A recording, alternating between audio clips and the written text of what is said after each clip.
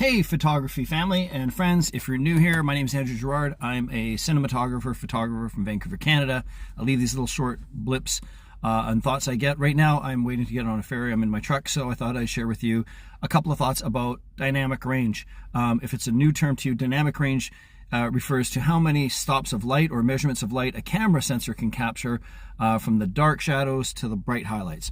So a lot of people talk about getting their exposure in camera right and the dynamic range of the camera.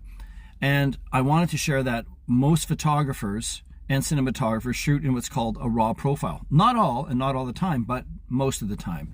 This basically enables the camera to capture all of the light that's there. Now, you won't see it initially in the actual capture itself, but in post-production, it allows you to take the shadows and highlights and adjust them to massage or maneuver those unbaked ingredients in your camera's file to sculpt the image and sculpt the light as you want. So think of it like this.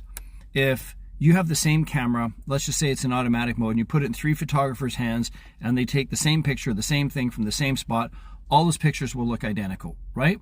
They have to. It's just who's pushing that button. That's the difference. So the unique thing I think in photography is manipulating the dynamic range of your camera as you, the artist, in post-productions. People can go crazy with this by bringing up all the detail in the shadows, bringing down the highlights, trying to capture as much detail as possible. That's a look.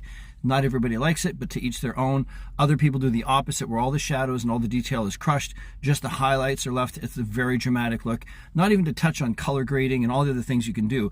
But when you hear people are talking about dynamic range, it basically means you don't want to take that photo and not be able to recover shadows or highlights. So you want to keep your histogram kind of either in the middle, or sometimes slightly to the right, or sometimes slightly to the left, but never all the way up or down. In other words, don't sacrifice details in your photo just to capture something, all right?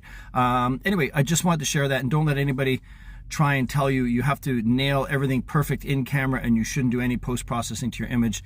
That's not true. The biggest movies in the world, cinematographers shoot in what's called a log profile, and they put a lookup table on it that does a lot of that work as well. And it's color graded, etc., etc. So yeah, it's not the shots you take, it's the shots you make, right? So anyway, that's my little preach for today. I hope you liked it. I'm off. I'll see you back in a couple of days. I'm going to Calgary, where it's like 0 degrees, which is really cold in Canada. So I'm coming from Vancouver. So I got my jacket. I have my camera, so stay tuned. All right, peace.